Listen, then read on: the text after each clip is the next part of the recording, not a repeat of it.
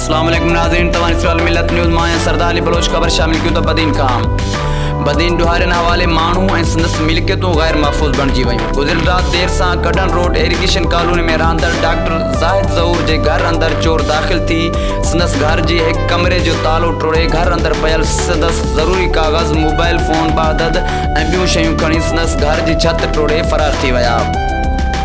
Doctor के घर में चोरी वारी वारदात बाद शहरन में बेचैनी की लहर छाइजी वही है। डॉक्टर ज़ाहिद मूजिब असांजे मुहल्ले में चोरियन जो आज़ार रोज़ वधंदो पियो वञे। असां सख्त परेशानी जो शिकार आहियूं। पुलिस चोरन खिलाफ कार्रवाई करण में लापरवाही करे थी। अॻु बि मुंहिंजी मोटरसाइकिल चोरी कए विया हुआ। उन चयो त SSP बदीन सां मुलाक़ात करे मुंहिंजे घर के खाट हणी सामान खणी वेंदड़ खिलाफ कार्रवाई करण लाइ चवंदुसि। यादि रहे त बदीन में हिन वक़्तु मुख़्तलिफ़ इलाइक़नि जा ॾुहारी जेके वॾी तादाद में आबाद थी चुका आहिनि उन्हनि जी पुठ बिराई भी कुछ सियासी बोतार करे रहा आहिनि, जंहिं करे बदीन जो अमन रोज़ बरोज़ तबाह थींदो नज़र अची रहियो आहे। रिपोर्ट गोलबार खोसो अल मिलत न्यूज़ बदीन। वधीक ख़बरनि ऐं अपडेट्स लाइ ॾिसंदा रहो अल मिलत न्यूज़ चैनल।